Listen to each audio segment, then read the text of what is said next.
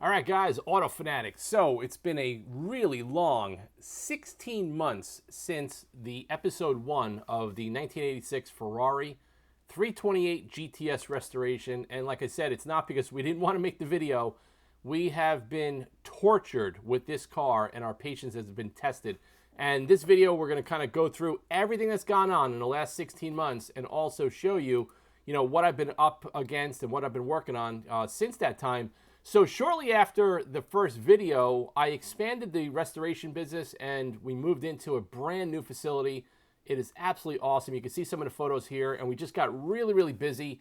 We're doing a lot of restorations on 308s, 328s, 355s, 575s, 550 Maranellos. So I'm pretty much specializing in everything from like 1980 up until the early 2000s. And that's been keeping me busy, aside from, all the challenges of locating parts and working on the 86 328 GTS. So this is a 355 that we just finished. This car is going to get ready to go back to Latin America. Full repaint, interior, engine out, everything was done. And we have a bunch of cars on deck as well, like you can see here. So the way we left off at the other shop, pretty much we started, with the way we ended that video was the chassis restoration. There's the car up on the lift. You can kind of see it. That's after all the repairs were done, the epoxy primer, all the seam sealer and paint was done. You can see the gravel guards, the fiberglass gravel guards are all restored. All the hardware was restored. And now the car's chassis is starting to come together. It's starting to look like a better car, as the foundation. I always like to start with the foundation and then we build up from there. And like I said, as this is going on, all the suspension parts are stripped out of the car. Everything's got to be blown apart, descaled, blasted, repainted. All the bushings have to be pressed out. And these cars, if you guys are not familiar with it, all the bushings are welded in. And it's a lot of work. You can see it here. This is the refinished control arms on the bench, and everything's being test fitted. And, you have to do a lot of shimming on the front suspension to get everything aligned properly. And then all the bushings have to get pressed in, fixtured, TIG welded. You can see here where you grind down the paint on the control arm. There's the TIG weld. And then as everything gets welded up and fitted, then I dress the welds and everything for corrosion protection. And then the bushings all get covered with Cosmoline for added protection over the CAD plating. So you can see here the brake system is coming together, the restored brake calipers, the restored brand new old stock rotors. Everything is starting to come together, and this car is looking to be an outstanding foundation for a really proper restoration. However, the curveballs that this car has thrown at every one of us over the last 16 months, it almost was to the point where we just were about to give up. And you'll kind of, as we go through here, we're just highlighting some more of the chassis restoration. You kind of see everything is getting put together nicely, nice and, gentle. Nothing's getting scratched, nothing's getting broken. And that's the tricky thing too, is when you're doing all these restorations and you paint everything nicely, is the assembly work takes sometimes 3 to 4 times the amount of hours so you don't damage, scratch, and break anything. So everything's coming along here. So now as we were testing the car in the shop, the car almost went through the wall because the brake booster and everything was kind of damaged. You can kind of see it there. So the whole pedal box assembly had to come out of the car. We got a brand new booster, master, and complete assembly from Italy. Everything's back into the car and, pressure bled, bench bled, and everything's good to go. Now, if you saw the last video, you saw that the Speedline wheels were absolutely destroyed. They were bent, they were chewed up, they were broken. These wheels now are perfectly restored with the proper silver finish, new old stock center caps. We got the Michelin tires on there. So now the whole goal right now is to make the car into a nice roller. Okay, get everything assembled, get the foundation of the car done, and then as we're working on the engine, we're going to put the motor back in the car and hope to God that the car is going to run and drive. And that's where everything kind of hit the fan and delayed us month after month locating parts.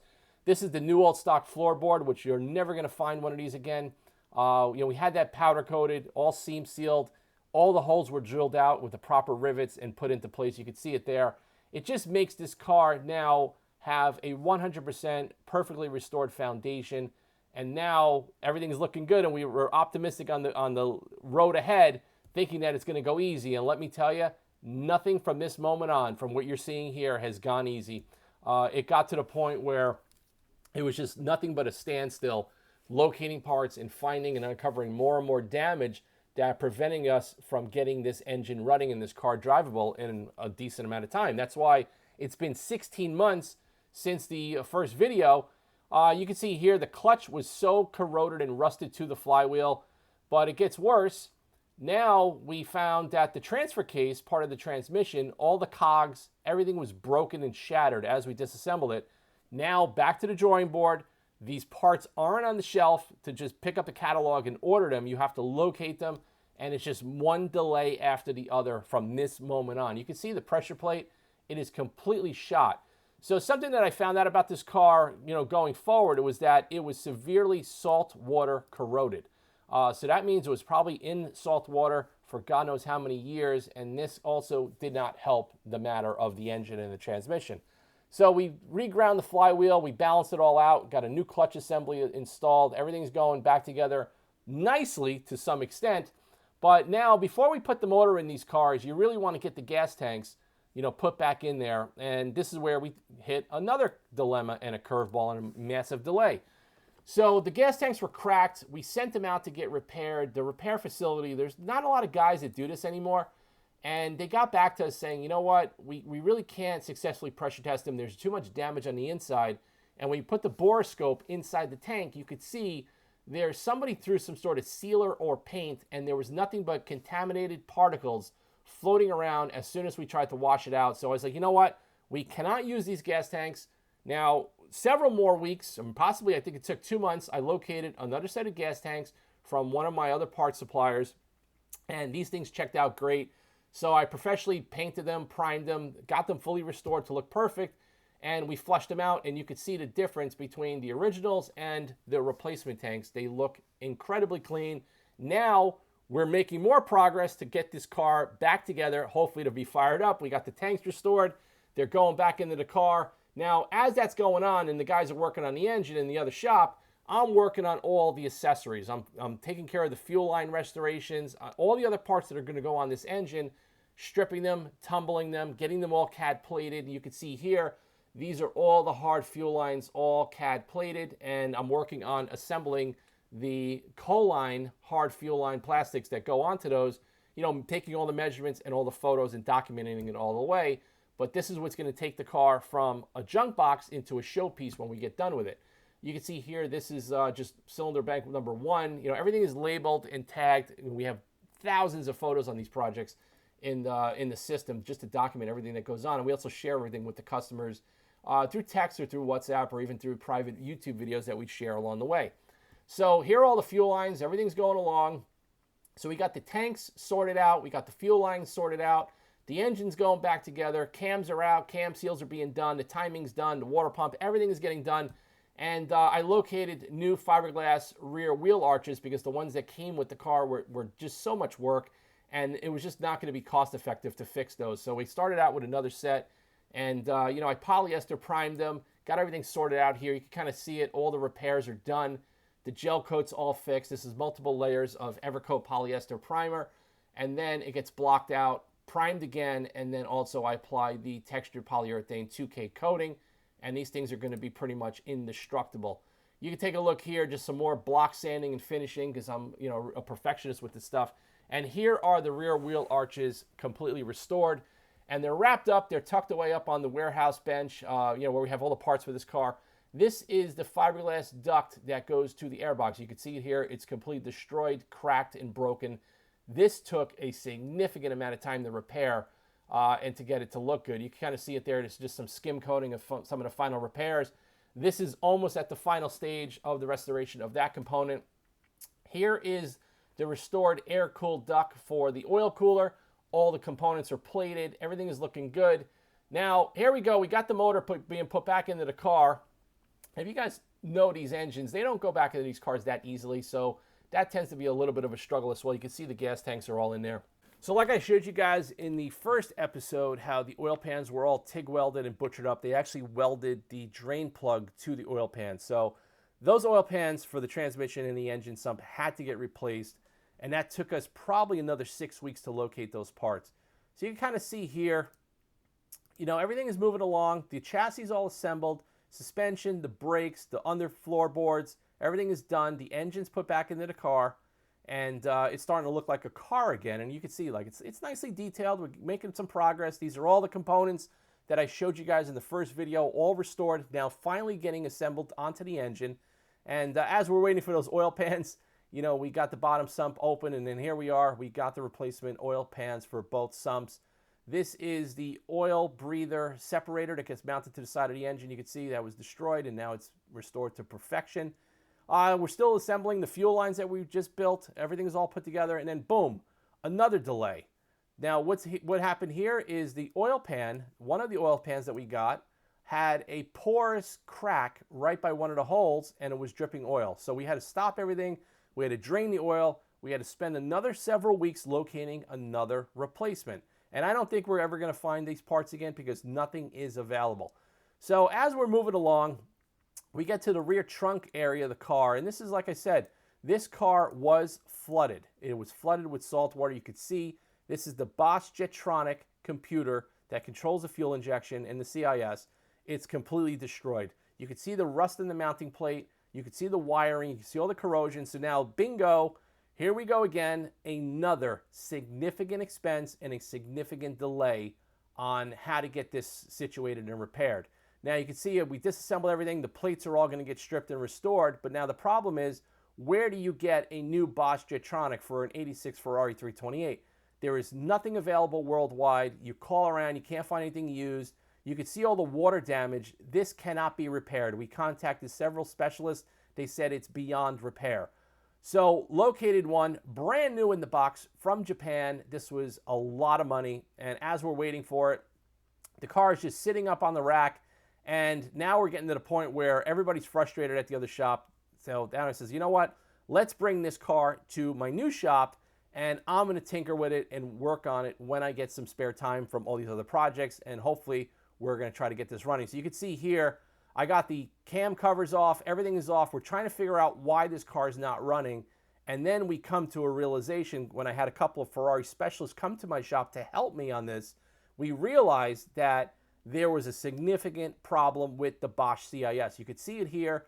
The plunger kept getting stuck, and the engine was continuously getting flooded with fuel. So we pull off the Bosch CIS. Not only is it the wrong one, it is so damaged that CIS Flowtech doesn't even want it back for a repair. So now we're like, okay, the proper Bosch fuel distributor is this black one here. This is a cast iron fuel distributor. But the problem with this car, you see these components here? That's called the fuel dampener and also the frequency valve. These components, unfortunately, like everything else in this car, were missing. These components cannot be found anywhere, used or new, from any vendor or online source anywhere in the world. So we kind of have another hiccup here. So we have an issue where we have missing parts from the fuel injection system that cannot be found. There's a couple of parts that we saw online, but it was kind of like a risk to buy them because they weren't exactly what we were looking for. So as we're going through, now I'm diagnosing this car, and we realize now that the entire Bosch CIS assembly, like you're seeing here, is destroyed. So I located a brand new Bosch CIS and a brand new fuel distributor. So we have everything on the bench, but we're still missing the frequency valve and the fuel dampener and all those hard lines. But I said, let me just get this engine assembled. Let's see if we could get this engine running. And here we go here. You could kind of see and hear the very, very first start of this engine running.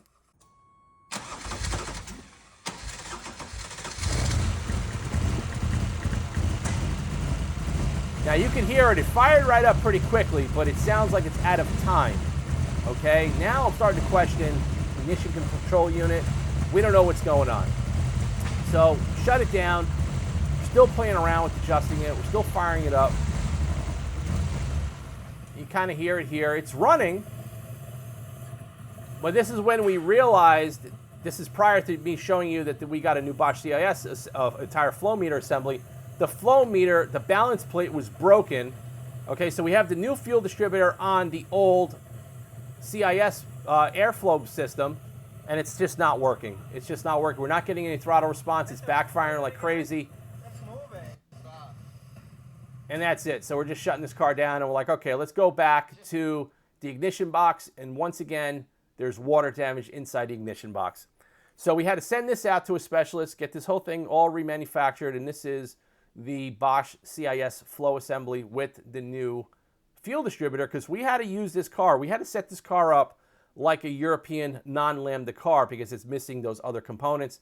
So while we're waiting for these parts to show up, you know, we're doing the shift shaft assembly. We're doing the shift shaft seals that go through into the sumps of the car, which is very, very complicated.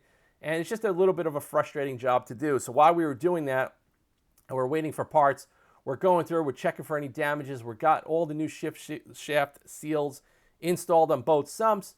And we also restored the complete shift box assembly. Everything's new, new springs, new bushings. Everything is rebuilt to perfection from front to back. You can see the shaft, the adjuster, all the lock nuts, everything's done. And here we go. First, second, third, fourth, fifth, neutral, reverse. The gate is set up. Everything is done perfectly. The shifter box rebuilt, linkage, bushings, everything is done. So we're looking good. The ignition module back, you can see the brand new circuit board. Car started up, and right here, it is running absolutely beautiful. You can hear it, you can see it, it's smooth. There's no more black smoke in the shop. This is after all these components have been replaced. You can see it's running nicely. We're getting it up to temperature so we could do some fine tuning of the engine and the air speed control and everything else on the engine. Got a little bit of smoke, which later on I'll show you in the video why the exhaust is smoking so bad. So she's running smooth. Everything's looking good, and almost, you know, we almost feel like this is like a victory lap here. She's still running good. Had an engine running for about 20 minutes. And I had a Ferrari specialist working with me at the shop, and he notices that there's sparks coming from down by the alternator, which you'll see at the end of this clip. He's pointing to it. See right there? He's pointing to that. Boom. So the engine ran great for 20 minutes, and then it sounded like an M80 blew up inside the exhaust, and it was just a nightmare. So the alternator shorted out. It blew up the ignition coils and the ignition igniters. We had to pull the whole car apart again and now fix the electrical system and pull the coils off, pull the igniters off. I had to fix all of this stuff. And it was extremely hard. It took me about 6 weeks to locate brand new Magneti Marelli coils and brand new ignition igniters that were OEM because the replacements don't fit like original. They're different orientation of the coils and the brackets, so I didn't want to put them in. So while we're waiting for parts, I'm deep pinning everything. I'm changing all the pins. I'm putting all new plugs, all new boots. Everything is going together with all brand new parts just to eliminate anything down the road. You can see now everything's installed. We fired the car back up. She fires up. We got the car outside. And we made its first maiden voyage in the parking lot of our shop complex.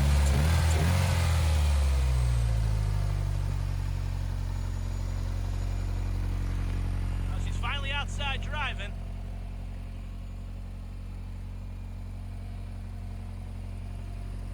Idle is pretty good. And this is where things are starting to get more and more complicated with this engine in this car. So we're driving it, and it's just low on power. The more we're driving it, we put about 33 miles on it, it just gets weaker and weaker and weaker. So here's a road test. So before we put the engine back into the car, of course, we did a complete compression check. The compression checked out well, but my assumption is the salt water that got into the engine, as now it's running and everything's reciprocating and moving, is eating away at all the bearings, the wrist pins, and the rings. That's exactly what my assumption is, and I think I'm pretty much spot on. And she's running decently. She's not running optimally, but she's running decently, and this is like a huge achievement to take this car that has been so battered and destroyed and get it back on the road after all these years. And here we go.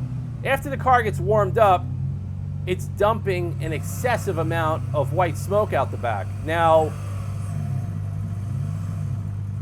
the smoke is because there's so much oil that's buried inside the rear muffler assembly. And we did a test right after we brought it back to the shop. We pulled the muffler off the car just to see if it would stop smoking, and the smoke stopped immediately.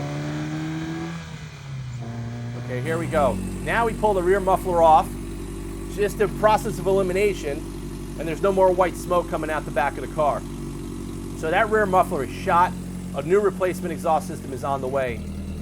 Now we're just road testing the car again without the muffler. and it's just down on power. It just does not have power. It doesn't sound right. So the goal is we got the car running and driving to get it out of our shop.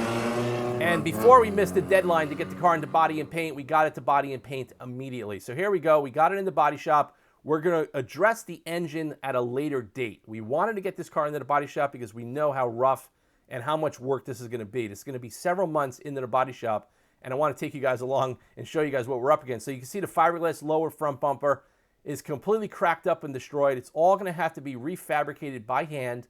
You kind of see it there, all the damage. This is definitely from the accident this car was in. But this is getting so blown out of proportion, this car, because every single component on this car has damage. From the back bumper, from the front bumper, from the inner structures, from the floorboards. Everything on this car was just destroyed front to back. This is where we're stripping the car down the paint, down the bare metal. You kind of see here, this is the rear deck lid, all stripped down the bare metal, and there's a lot of damage on there as well. A lot of holes, a lot of cracks. You kind of see here, there's some brass brazing. Trying to fill in a crack right on the corner right there. You can see some holes. This is all damage that was done somewhere in the life of this car.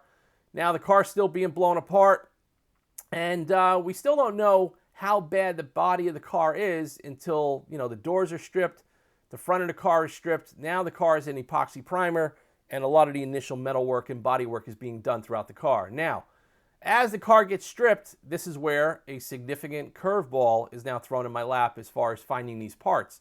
The back of the car took such a significant crash that the quarter panels on both sides, including the roof panel, are damaged beyond repair. The metal is too cracked, too fatigued.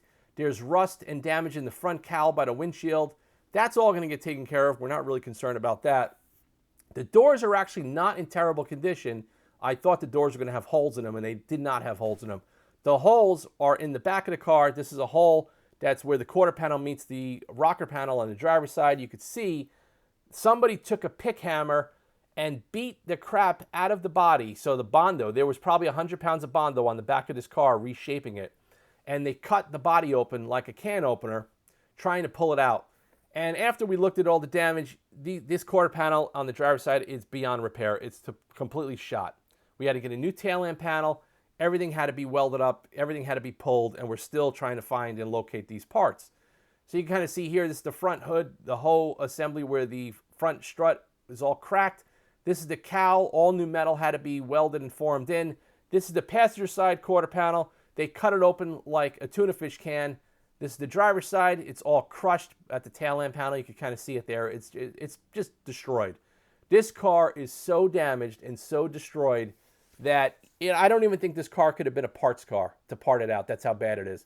You kind of see it there. All the body lines are destroyed. I mean, it just needs new panel work. And this is where we're at now, guys. So now this is June, July of 2025. And the car is in the body and paint shop. We got the car in epoxy primer. Body work is being done from the doors forward. The bumpers are repaired. Now I'm on a goose chase worldwide on how to locate brand new NOS quarter panels, and you just can't find these parts anymore. They're like $10,000 each. We located, I got a brand new all stock tail lamp panel, not only for the 328, but I got another one for the 308 as well. And I'm searching for rear clips all over the world that had to be bought. And I wish we could go back in time. This is an old photo from the Ferrari body shop factory where they just have body parts laying around. I wish I could just call them up and say, hey, ship me a new rear clip of the car. And I'm still searching for a new rear clip of the car because we need to section it and use those body parts to fix the car that we're currently restoring. So the car is in polyester. The front of the car all the way to the doors is in polyester. All the metal work is done there. Now, I located a rear clip in Canada. I hired a brokered and bonded trucking company to get it to us. Now the parts are in transit, and we're going to continue on with this project. So this is where we're at now, guys.